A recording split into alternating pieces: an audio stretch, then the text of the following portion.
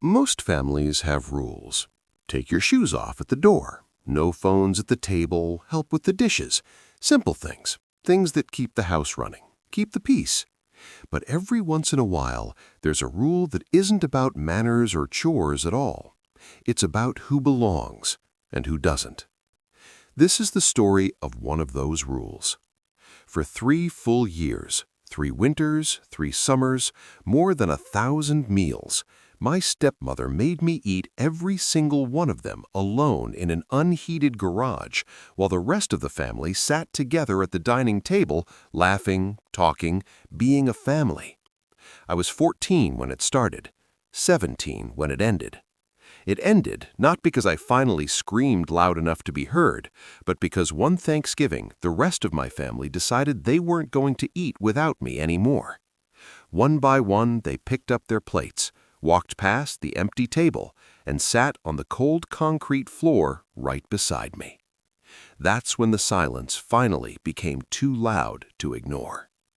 This is what happened when a child stopped being invisible and a family remembered what family actually means. Here's how it all began. Let me take you back to how things were before everything broke. It was just me and Dad in our small 2-bedroom house. Mom had passed when I was 8. Cancer, quick and cruel. After that, Dad worked long shifts at the warehouse, coming home tired but always with time for dinner. Nothing fancy. Boxed mac and cheese with hot dogs sliced in, frozen pizza on Fridays, grilled cheese and tomato soup when it rained. We'd sit at the old oak kitchen table, one leg wobbling unless propped with a folded paper towel. Dad would ask about school, math tests I barely passed, recess fights I avoided, the girl who lent me her pencil once and smiled. He'd laugh at my silly impressions of teachers, tell stories about forklift mishaps at work that always ended with, "Nobody got hurt, thank God." After dinner, sometimes we'd watch old dramas on TV, or just sit and talk. It wasn't rich or glamorous, but it felt safe. I belonged there. I was seen. Then Dad met Helen. It started at a company picnic. She worked in HR at a different branch. Sharp blazers, perfect posture, voice that carried over the crowd. She had 2 daughters, Leela, 12 going on 16, always flipping her long blonde hair like she was in a commercial. Sophie, 10, quieter, big eyes that watched everything but said very little. Dad lit up around Helen in a way I hadn't seen since Mom. He smiled more, laughed louder. Within 8 months, they were engaged. The wedding was small, backyard, rented white chairs, string lights. I wore a suit Dad bought, sleeves too long, feeling awkward. Helen hugged me after the vows. "We're going to be one big, happy family now." I smiled because that's what you do. Inside, something small shifted, like the first crack in glass before it shatters. They moved in quickly. Leela and Sophie took the bigger bedroom. Mine had always been the smaller one, technically the guest room, but it was mine. Helen brought throw pillows and pastel colors, scented candles, framed photos of her girls on beaches. The living room started smelling like lavender instead of Dad's strong coffee. New rules appeared one by one, announced at dinner like casual updates. No shoes past the entry mat, lights out by 9:30 for the kids, no snacks after 8 p.m., table manners strictly enforced, no elbows, chew with mouth closed. Dad went along with everything, nodding and smiling like it was normal. I told myself, this is what families do. They adjust. The first few family dinners were awkward but bearable. We all squeezed around the new rectangular table Dad bought to fit everyone. Conversation stayed polite, school updates from the girls, Helen's office stories about difficult clients. I still sat next to Dad, close enough to feel his warmth. Then came the Thursday in mid-November that redrew every line in my life. Dad had cooked roast chicken, crispy skin the way he always did it, his specialty, mashed potatoes with real butter, not the cheap margarine we used to use, gravy made from the pan drippings, green beans almondine because Helen had mentioned once that she liked them that way. We sat down, said grace, forks clinked against plates. I was 14, lanky, voice cracking sometimes when I spoke too fast, still holding on to hope that this new family setup would eventually feel right. Helen set her fork down deliberately after the first bite, the metal ringing softly against the plate. "From now on," she said, her eyes locking straight onto mine, "you will take your meals to the garage." The room froze. My fork hovered in midair, a blob of mashed potatoes sliding off and landing back on the plate with a soft plop. I looked at Dad. He stared down at his own plate, pushing the potatoes around in slow, aimless circles with his fork. "Dad?" My voice came out small, almost a whisper. He cleared his throat, once, twice, like the words were stuck. "Helen's house now, kiddo. Helen's rules." The words hit like cold water thrown in my face. My cheeks burned. The chicken on my plate suddenly looked gray and unappetizing, the steam no longer rising. I waited. 5 seconds, 10, for someone to laugh it off, or say, "Just kidding," or for Dad to stand up and say, "No, that's not happening." Silence. Leela gave a faint smirk, barely there. Sophie stared at her plate, pushing a green bean around. I stood slowly, legs shaky, picked up my plate, chicken leg, scoop of potatoes, handful of green beans, and walked through the kitchen where the sink still dripped from earlier dishes, past the laundry room with its low hum from the dryer, out the side door into the garage. The door clicked shut behind me with a finality that echoed. November air rushed sharp and cold. The smell hit first. Motor oil from Dad's old car parked in the corner, cut grass clippings still in black bags from last month's mowing, faint chemical tang of stacked paint cans Dad used for touch-ups. The concrete floor stung through my thin socks, cold seeping up like it was alive. Dad's workbench loomed cluttered, screwdrivers, hammers, a half-built birdhouse project he'd started years ago and never finished, oily rags piled in one corner. One 5-gallon paint bucket sat overturned, the only thing resembling a chair. I balanced the plate on the edge of the workbench on top of a rag that smelled strongly of WD-40. Sat down. The bucket wobbled under me. The chicken skin had already gone rubbery in the cold air. I ate quickly, mechanically, chewing without tasting, listening. From inside came muffled sounds, Leela telling a story about school, Dad's low chuckle, silverware clinking on plates, a burst of TV laughter from some sitcom. My breath made white clouds that drifted up toward the rafters like smoke signals no one would see. The bare bulb above buzzed faintly, casting harsh shadows across the tools. I finished in minutes, food barely warm anymore, carried the empty plate back inside, rinsed it in the sink without looking at anyone, slipped upstairs to my room. No good night. No one said anything. That night, lying in bed staring at the ceiling cracks that looked like lightning bolts, I told myself over and over, this is temporary, just an adjustment period, blended family stuff. If I'm good enough, quiet enough, helpful enough, she'll see I'm part of the family too. She'll let me back in. That first night in the garage set the pattern, but the real weight didn't hit until winter deepened. The very next morning after the announcement, I woke up earlier than usual. The house was still dark and quiet. I went downstairs in my pajamas, made cereal like always, cornflakes from the big box in the pantry, milk from the fridge. Poured it carefully so it wouldn't spill on the way out. Carried the bowl and spoon through the same path. Kitchen, laundry room, side door. The garage felt even colder in the pre-dawn light. Frost had formed on the inside of the small window, thin white patterns like cracked glass.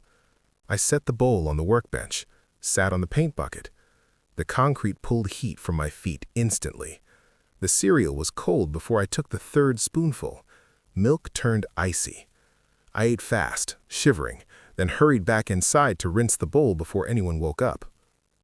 Breakfast became garage breakfast. Lunch after school, usually a sandwich, peanut butter or leftover chicken between 2 slices of bread. I'd make it in the kitchen while the others were at after-school activities or Helen was on calls, then carry it out. By the time I sat down, the bread had started to dry at the edges from the cold air. Sometimes I'd wrap it in foil to keep it warmer, but the foil just made a crinkling noise that echoed too loud in the empty space. Dinner was the worst. Whatever they were eating inside, pasta, curry, rice dishes, sometimes grilled meat, I'd get the same portion, plated last, carried out. The walk from dining table to garage door took maybe 15 steps, but the temperature drop was immediate. Steam would rise from the food for the first few bites, then vanish. By halfway through, everything was lukewarm at best, cold at worst. I learned to eat faster just to finish before it turned completely unappetizing. The physical sensations settled in like unwelcome guests. My fingers would go numb holding the fork, first tingling, then white at the tips, then aching when blood rushed back. I'd tuck them under my armpits between bites or blow on them like I was warming a match. My breath hung in the air in thick clouds, sometimes drifting toward the bare bulb and making little halos. The smell of the garage became part of every meal. Oil, grass clippings, old paint, a faint metallic tang from Dad's tools. It mixed with whatever food I was eating. Chicken tasted faintly of motor oil, spaghetti of dust. I started layering clothes just for meals. Thermal undershirt, hoodie, winter coat zipped all the way, beanie pulled low over my ears, thick socks doubled up. Even then, the cold seeped in. My nose would run from the chill. I'd wipe it on my sleeve because tissues were inside. Sometimes my eyes would water, not from crying, just from the dry, freezing air. I kept waiting for it to stop. Every week I'd think, maybe this is the last one. Maybe if I prove I'm not a problem, she'll lift the rule. So I became invisible in the best ways. I did dishes without being asked, scrubbing pots until my hands pruned, drying everything perfectly, stacking plates so neatly Helen couldn't complain. Laundry, twice a week. Folding Leela's crop tops with creases sharp, matching Sophie's socks, ironing Dad's shirts the way he liked. Trash taken out before it overflowed, floors swept. I stayed quiet at family time, never interrupted, never argued, never asked for anything extra. I thought obedience would earn me a seat back at the table. It didn't. The sounds from inside became torture. I'd hear Helen telling a funny story from work, Dad's deep laugh that used to be just for me, the girls giggling over some TV show or phone video, silverware clinking in rhythm, chairs scraping as someone got up for seconds, laughter that felt like it was happening in another house. Sometimes I'd press my ear to the door just to hear better, then feel ashamed and pull away. School started to feel the strain too. I'd come home tired, not sleepy tired, bone-deep cold tired. In class I'd zone out, staring at the board without seeing it. My friend group noticed I stopped hanging around after school. "You always rush home now, what's up?" I'd shrug, family stuff. They stopped asking after a while. Teachers commented on my tiredness. One counselor pulled me aside. "You look exhausted. Everything okay at home?" I said, "Yes, fine, just busy." The truth felt too big, too embarrassing to say out loud. My stepmom makes me eat in the garage sounded like something I'd made up for attention. 6 months in, late spring, but winter had left its mark. I couldn't keep pretending it was fine. The girls were at dance class. Dad was in the hallway folding laundry. I cornered him there, voice low. "Why can't I eat inside with everyone else?" He stopped folding, towel half folded in his hands. Looked uncomfortable, shifted his weight. "It's not a big deal, just a different eating spot." "It's a garage, no heat. My fingers go numb holding the fork." "You're making it bigger than it is. Helen has her way of running the house and we need to respect her boundaries." "But you used to sit with me, every night, you and me." "Things change, kiddo. Blended families are complicated. You'll get used to it." I stared at him. He looked away first, went back to folding. I walked to my room. That was the last time I asked. From then on, the rule wasn't temporary anymore. It was permanent. Winter had made it real. After that hallway conversation with Dad, something inside me shifted. Not anger exactly, at least not the loud kind, but a quiet resignation. I stopped hoping the rule would end. Instead, I started surviving it. Spring arrived slowly. The garage warmed up enough during the day that I didn't need the full winter coat anymore, just a hoodie and beanie. But the bugs came with the warmth. Flies buzzed in through the cracks around the door, landing on my sandwiches or the edge of my plate. I'd wave them away with one hand while eating with the other. Ants discovered the crumbs under the workbench, tiny black lines marching across the concrete like they owned the place. I started keeping my food covered with a napkin when I could, but it didn't help much. The air smelled greener now, cut grass from Dad mowing the lawn on weekends, mixed with the same old oil and paint. Sometimes I'd leave the side door cracked for fresh air, just an inch, and hear neighborhood kids shouting as they played cricket or rode bikes. Their laughter carried on the breeze. It felt like another world, one I could hear but not touch. I found small ways to make the space less hostile. One afternoon, I dragged an old sleeping bag from the attic storage, musty from years of disuse, and folded it on the paint bucket for cushioning. It helped a little. My legs didn't go numb as fast. I also discovered a battery-powered lantern in Dad's toolbox, the kind with a hook you can hang from a nail. I hung it from a rafter above the workbench. Its weak yellow light made the shadows softer, less lonely. I started bringing books from the school library, fantasy stories mostly, about kids who ran away from bad homes and found hidden worlds or new families. I'd read while I ate, turning pages with one hand, fork in the other. The stories let me escape for 20 minutes at a time. When the battery died, I'd recharge it secretly in my room at night. Homework moved to the garage too. After finishing my meal, I'd spread books and notebooks on the workbench. The concrete was hard on my elbows, but it was quiet. No interruptions, no one asking why I wasn't joining family TV time. I got better grades in subjects that didn't require group work, math, science, things I could do alone. Social studies and group projects suffered. I started skipping lunch invites at school. Friends would say, "Come sit with us." I'd make excuses. Gotta study, or not hungry. After a while, they stopped asking. I ate my packed lunch in the garage anyway. Same routine. The stepsisters started noticing me more in a strange way. On weekends or after school, they'd sometimes walk past the garage door on their way to the backyard swing or to play with the neighbor kids. They'd pause at the small window, press their faces close and wave. "Hi," they'd mouth, or sometimes just smile and wiggle fingers. I never knew what it meant, pity, curiosity, or something meaner like teasing. Lila would do it with a smirk sometimes. Sophie looked more unsure. I waved back a couple of times early on, small hand raise. Then I stopped. It felt too vulnerable, like admitting I was watching them watch me. Summer turned the garage into something worse than winter in a different way. The metal roof absorbed the sun like a griddle. Inside temperatures climbed into the 90s and higher. Sweat would bead on my forehead, drip down my back, soak my shirt. Food spoiled faster. Mayo on sandwiches turned oily and sour in minutes. Mac and cheese hardened into an orange lump. I'd fan myself with a magazine or an old rag, but it just moved hot air around. The smell got thicker. Grass clippings baking, oil heating up, my own sweat mixing with everything. I'd sit there dripping, eating quickly so I could escape back to the air-conditioned house.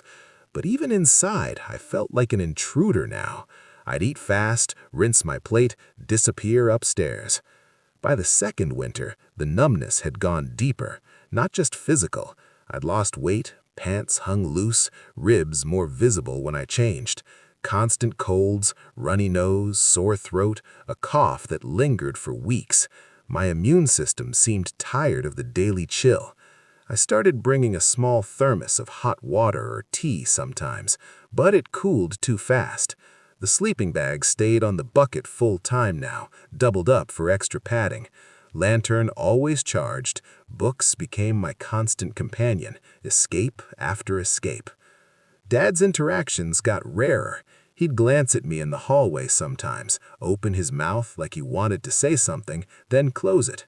Once he asked, "You okay?" while I was rinsing a plate. I said, "Fine," without looking up. He didn't push. Helen never spoke to me about it directly after the first announcement. She acted like the garage was normal, like I had chosen it. The resentment built quietly, not explosive, just a low simmer. I'd think, why doesn't he fight for me? Why does he let this happen? At night, I'd stare at the ceiling and imagine different endings, running away, yelling at dinner, Dad finally saying enough. But I never did any of it. I just kept eating in the garage. 3 years crept closer. I was 17 now. The routine was muscle memory. Plate, walk, sit, eat, return. The paint bucket had a permanent dent from my weight. The workbench had faint rings from hundreds of plates. The garage was no longer a temporary punishment. It was my table. And then Helen announced Thanksgiving. The announcement of Thanksgiving hung over the house like a storm cloud gathering on the horizon. It was mid-October when Helen first mentioned it casually at dinner one night. Her dinner, inside at the warm table with Dad and the girls, while I carried my plate out to the garage, as always. I overheard it through the door, her voice clear and excited. "We'll host Thanksgiving this year. Aunt Carla and Uncle Mike are coming, and your parents too, Daniel. It'll be nice to have the whole family together." Dad murmured agreement, something about it being a good idea. The girls chattered about what desserts they'd make. I sat on the paint bucket, staring at my cooling meatloaf, heart sinking. Whole family? What about me? The dread started small but built day by day. For the next few weeks, I couldn't stop thinking about it. Every meal in the garage, I'd imagine the day. Relatives hugging, laughter filling the house, the table groaning with food, and me slinking out to the cold concrete with my plate like some secret shame. At night, lying in bed with the blankets pulled tight, I'd replay scenarios. Maybe Dad would stand up for me. Maybe Helen would forget the rule for one day. Maybe I'd finally say something loud enough to make it stop. But I knew deep down it wouldn't change. 3 years had taught me that. Overheard conversations became my window into the plans. I'd linger in the kitchen longer when rinsing my plate, ears straining. One evening, Helen on the phone with her sister. "Yes, 14 place settings. We'll use the good china, the white ones with the gold rim. Fancy napkins, too, folded into shapes. Oh, and a centerpiece, maybe fresh flowers from the market." 14 settings. My mind latched onto that number. 13 guests plus Helen made 14 people. But who was the 14th? Me? Hope flickered for a second, then died. No, they'd never included me before. A few days later, I counted the chairs myself. The house was empty. Helen at work, girls at after-school club, Dad running errands. I slipped into the dining room, heart pounding like I was doing something forbidden. The table was bare, but the chairs were stacked in the corner closet. I pulled them out one by one, counting under my breath. 1, 2, 3, up to 13. 13 chairs, no 14th. I stood there, staring, stomach twisting, put them back carefully, exactly as they were, and went to my room. That night in the garage, eating cold rice and beans, the number echoed in my head. 13, like I didn't exist. The weeks dragged. Dread colored everything. At school, I zoned out more, teachers calling my name twice before I responded. Friends, if I still had close ones, noticed I was quieter. "You okay? You look like crap." I'd force a smile. "Just tired." No one pushed. Home felt heavier. I'd do my chores with extra care, hoping maybe perfection would earn mercy. Dishes spotless, laundry folded like in a store, even dusted the shelves in the living room without being asked. Helen complimented once, "The house looks nice," but no mention of the rule changing. Thanksgiving morning dawned gray and chilly. I woke early, before the alarm, stomach knotted like a fist. The house smelled of coffee brewing, Dad's habit. I went downstairs in pajamas, helped with preparations because that's what I did. Helen directed like a general. "Set the table, white tablecloth first, iron it crisp." I spread the cloth, smoothing every wrinkle with my hands. Now the place settings, 14 plates, silverware polished. 14 plates again. I laid them out carefully, knives to the right, forks left, spoons above. Fancy napkins, fold them into swans like I showed you last year. I folded each one, fingers precise, turning the cloth into little birds. The table looked perfect, crystal glasses sparkling, centerpiece of fall leaves and candles waiting to be lit. Then the chairs. Bring them in from the closet. I carried them one by one, placing them around the table, counted again in my head. 1, 2, 13. No 14th. The knot in my stomach tightened. I stood back, looking at the setup. 13 chairs for 13 guests plus Helen, none for me. The table mocked me, beautiful, complete, without a spot for the one who'd set it. Guests started arriving around 2 p.m. The doorbell rang first with Grandma and Grandpa. Grandma hugged me tight at the door, her coat smelling of lavender and home. "Oh, look at you, so tall now. You've grown a foot since last year." Grandpa shook my hand firm, eyes crinkling. "Good to see you, son. How's school treating you?" I mumbled fine, forcing a smile. Aunt Carla and Uncle Mike next, Aunt with a pie in hand. I brought Apple, your favorite. And how are those college applications going? Any schools you're excited about? Uncle ruffled my hair like I was still a kid. "Hey, champ, you lifting weights? Looking strong." Everyone milled in the living room, chatting, nibbling appetizers, cheese crackers, olives, little sausages on toothpicks. I hung back, answering questions politely. Yes, school's okay. No girlfriend yet. The house filled with warmth, coats hung up, laughter bouncing off walls. But under it, my dread pulsed. Dinner at 4 p.m. What would I say when it was time? 4 p.m. sharp. Helen called, "Dinner's ready." The turkey emerged golden from the oven, skin crisp, juices running. Cranberry sauce, tart and shiny in a crystal bowl. Green bean casserole bubbly with fried onions on top. Mashed potatoes fluffy, gravy bouts steaming. Rolls warm in a basket. Everyone gathered around the table, oohing and eyeing. Chairs scraped as people sat. I made my plate last, careful portions. Slice of turkey, scoop of stuffing, beans, potatoes, a roll. No one noticed me lingering. Then I turned towards the garage door. Grandma's voice cut through the chatter like a knife. "Where are you going?" The room went dead silent. Forks paused in midair. Eyes turned. I looked at Dad. He stared at his plate, face tight, not meeting my gaze. "To eat," I said quietly, voice barely above a whisper. "In the garage." Grandma's face changed, confusion first, brows furrowing, then shock, mouth opening slightly, then something sharper, eyes narrowing. "Why on earth would you eat in the garage?" Before I could answer, Helen spoke up, voice bright and quick, almost cheerful. "Oh, that's where he prefers to eat. He likes his privacy, you know." Aunt Carla frowned, head tilting. "It's 14 degrees outside. The garage can't be much warmer than that." "He's fine," Helen said, waving a hand dismissively. "He's been eating there for years now." "Years?" Grandpa's voice was low, gravelly, dangerous.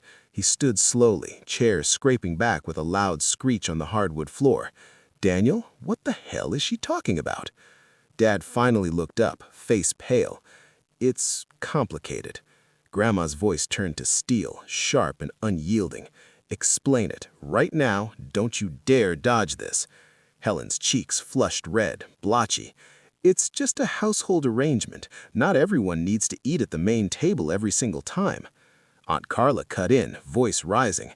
"That's what you're calling it, an arrangement? Making a kid eat in a freezing garage?" Dad tried to defend, words stumbling. "Blended families are complicated. We have to respect Helen's boundaries and ways." He never really complained. I spoke then, voice steady for the first time in years, cutting through. "I asked you hundreds of times. Every winter when my fingers turned blue from the cold, I told you. You said I was being dramatic." Aunt Carla stood up abruptly, chair tipping slightly. "Daniel, this is abuse, plain and simple."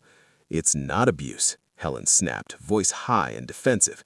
It's abuse," Grandma interrupted, her voice shaking, not with weakness, but with barely contained fury. "And you let it happen for 3 years. 3 years!" Helen opened her mouth again. "We were trying to maintain some household harmony." By freezing out a child? Uncle Mike looked disgusted, face twisted in revulsion. That's your idea of harmony? Nobody touched their food. Plates sat steaming, ignored, gravy congealing at the edges. The room smelled of turkey and tension. Then Grandma picked up her plate, turkey, stuffing, all of it balanced carefully. She walked past the table, through the kitchen, out the side door to the garage, sat down on the paint bucket right next to me, knees creaking a bit, plate on her lap. Aunt Carla followed, plate in hand, sitting on the cold concrete floor. Uncle Mike next, Grandpa last, grumbling under his breath as he carried his. One by one, the extended family carried their Thanksgiving dinners into the garage. They sat on the floor, on overturned buckets, on the old torn lawn chair in the corner.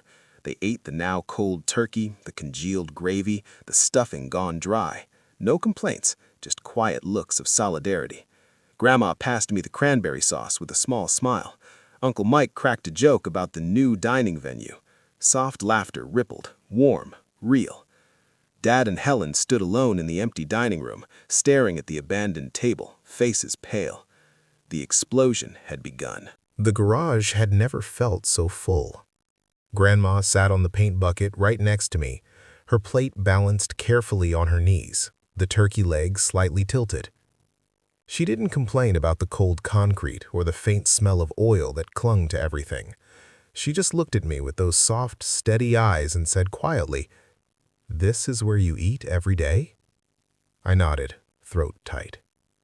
She reached over and squeezed my hand once, warm, wrinkled skin against my cold fingers, then took a small bite of stuffing. "Tastes the same, cold or hot," she said with a little smile, like it was the most normal thing. Aunt Carla settled on the floor cross-legged, plate in her lap, back against the workbench.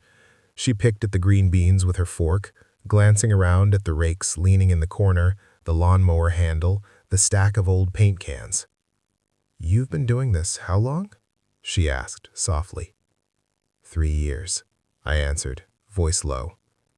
She exhaled slowly, shook her head. 3 years. Uncle Mike found a spot on an overturned crate near the door, legs stretched out. He ate methodically, but his eyes kept flicking toward the open doorway where Dad and Helen stood frozen in the dining room light. Grandpa sat last, lowering himself onto the torn lawn chair with a small grunt. His knees weren't what they used to be. He set his plate on the armrest, balanced it carefully so nothing slid off, then looked straight at me. "You should have told us sooner, son." I shrugged, eyes on my plate. I didn't know how. No one rushed. They ate slowly, deliberately, like they were making a point with every bite. The food was cold now, gravy thickened into clumps, potatoes firm again, turkey dry at the edges, but they didn't care. Grandma passed the cranberry sauce to Aunt Carla. Uncle Mike offered me an extra roll from his plate. "Here, take this one. It's still a little warm." Soft conversation started, small things at first. Grandpa told a story about his own childhood Thanksgivings, how they used to eat on the porch when the house got too crowded. Aunt Carla asked about school again, gently this time. "What are you studying these days? Any favorite subjects?" I answered quietly, and for the first time in years, someone listened without distraction. Through the open door, I could see Dad and Helen. They hadn't moved. Dad stood with his arms crossed, tied across his chest, face pale, staring at the empty table like it had betrayed him. Helen paced a few steps, then stopped, hands on hips, mouth opening and closing like she was searching for words that wouldn't come. No one from the garage spoke to them. No one looked their way for long. The silence from the dining room was louder than any argument. After maybe 40 minutes, plates mostly empty, a few scraps left, Grandma set her plate aside on the workbench. She wiped her mouth with the fancy napkin she'd carried out, then looked at me. "Pack your things tonight. You're coming home with us tomorrow." It wasn't a question. Aunt Carla nodded. "We'll help, whatever you need." Uncle Mike stood, brushed crumbs from his pants. "You're not spending another night here like this." Grandpa just patted my shoulder once, firm, no words needed. They started gathering plates, stacking them quietly. One by one, they walked back through the kitchen, past Dad and Helen, and set the dishes in the sink, without a word. No goodbyes, no eye contact. Grandma hugged me again before leaving, long, tight, smelling of lavender. "We'll be back in the morning," she whispered. The others followed, hugs, quick squeezes of my arm, promises. The front door closed behind them. The house went quiet. Dad tried to speak once as I passed him in the hallway later that night. "We need to talk." I kept walking upstairs. Didn't answer. Next morning, their car pulled into the driveway at 9 a.m. sharp. Grandpa drove, Grandma in the passenger seat. Aunt Carla and Uncle Mike followed in their SUV. I had already packed 2 suitcases, one with clothes, one with books and a few keepsakes, plus a cardboard box for odds and ends. Grandma helped fold the last shirts while I carried things down. Dad stood in the living room doorway, arms limp. Helen hovered near the kitchen, face red, eyes darting. No one spoke to them. When the last bag was loaded, Grandma set her plate aside on the workbench. She wiped her mouth with the fancy napkin she'd carried out, then looked at me. "He's coming with us, permanently." Dad opened his mouth, closed it. Helen started. "This is—" Grandpa cut him off with a look. "Not now." We left without another word. The door shut behind us. I didn't look back. Grandma's house smelled like cinnamon and old wood. Safe. They gave me the spare room upstairs, bed made with fresh sheets, window overlooking the backyard. That first night, dinner at their kitchen table, chicken noodle soup, bread warm from the oven, salad on the side. The soup stayed hot the whole time. No one watched me eat, no one timed me. I finished slowly, savoring every spoonful. Dad called twice in the first month. The phone rang, screen lit up with his name. I let it go to voicemail both times, never listened. Helen never called. 3 years later, I got married. Small backyard ceremony at Grandma's, string lights in the trees, folding chairs for close friends, grandparents at the front row. No Dad, no Helen. I didn't send invitations. A week before, a card arrived in the mail. Congratulations, a small check, a handwritten note inside. "Can we talk sometime? Love, Dad." I read it once, folded it, threw it in the trash bin outside. One summer evening, Grandma and I sat on the porch swing, fireflies blinking in the dark. She asked quietly, rocking gently, "Do you ever think about reaching out to him?" I thought of the garage, the cold concrete under my feet, the paint fumes that stung my eyes, the muffled laughter I could hear but never join, the numb fingers, the endless meals alone. 3 years of cold food in cold places. "I'm done," I said. "Done eating in cold places just to make other people comfortable." She squeezed my hand, calloused from years of work. "You never had to, sweetheart. You never had to." For the first time in a long time, I believed it. These days, I eat at tables with chairs saved for me. Warm food, warm company. People who would pick up their plate and sit on a garage floor if that's where I was. People who see me. People sometimes ask if I ever forgave them, if I ever sat down with my dad again, or looked my stepmother in the eye and said all the things I swallowed for years. The honest answer is no. Not because hate owns me forever, but because I finally learned the line between forgiveness and self-betrayal. I spent 3 years eating cold food on concrete so other people could feel comfortable at their table. 3 years of numb fingers, paint fumes, muffled laughter that was never meant for me. 3 years proving I could disappear without making a sound. I'm never going back to cold places just to keep the peace. These days, I eat at tables that have a chair waiting for me. Warm food, warm light. People who would pick up their plate without a second thought and sit on the garage floor right beside me if that's where I was. That's the family I choose now. That's the family I belong to. And if you've ever been made to feel like you don't deserve a seat, like your place is in the shadows, on the edges, out of sight, listen to me. You do deserve it. You always did. Don't wait for someone else to pull out the chair. Don't shrink yourself smaller to fit someone else's rules.